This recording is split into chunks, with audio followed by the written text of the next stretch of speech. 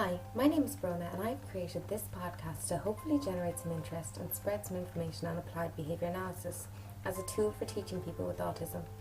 While not originally developed as a learning mechanism for autism, it has fast become a standard and well-known technique associated with improved learning. Autism is a neurodevelopmental disorder, meaning that in the developing stages of the brain, wires have become crossed to create different connections than those that would usually occur in somebody without autism. There are three key characteristics that an autistic person would usually demonstrate. The first is social impairment. Social developmental differences can be seen in early childhood.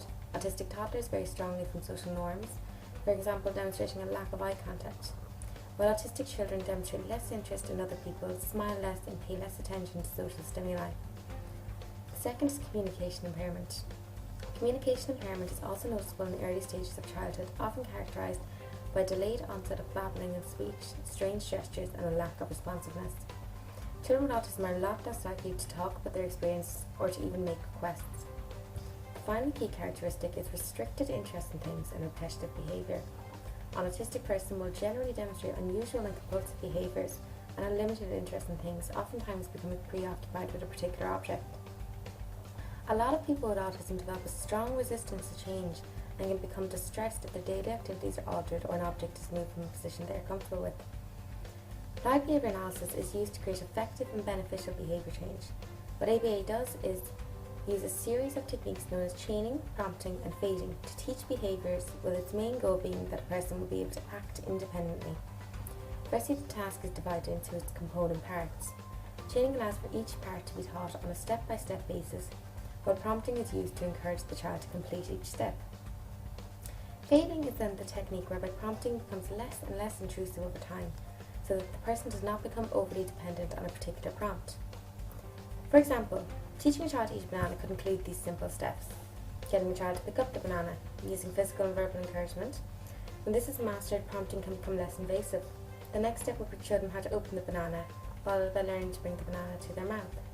As each new step is learned, the previous step is expected to be done independently and automatically by the student. The end game of this process is that if a child gets hungry, they can act self-sufficiently and get and eat the food they want. This can be applied to such a wide variety of tasks, from asking for a drink from an adult to being able to complete homework. One of the key components of ABA is to ensure a person will apply their learned techniques to various environments. To do this, once a task is mastered, new people may be introduced to encourage the learned behaviour, so as to discourage the child from depending on prompting from an individual or depending on a certain environment to complete a task. Studies have repeatedly demonstrated the positive effects of early intervention using applied behaviour analysis techniques. A study conducted by Cohen, Amarine, Dickens and Smith used intensive treatments of applied behaviour analysis on 21 children in the hopes of improving IQ scores, language ability and adaptive behaviour.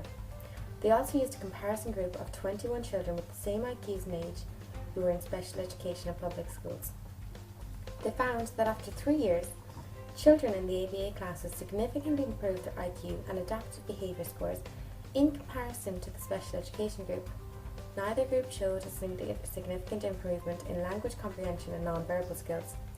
However, of the ABA group, 6 of the children were placed into mainstream schools without assistance, while 11 entered mainstream schooling with some assistance.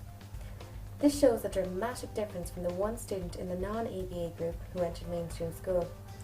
What this means for people with autism is that through early intervention and proper techniques, they can become better implemented into mainstream society and develop the skills necessary to adapt to the world around them.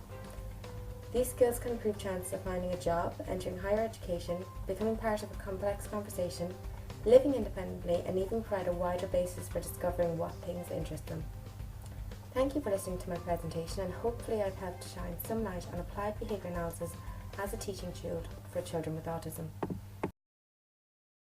Created using Powtoon.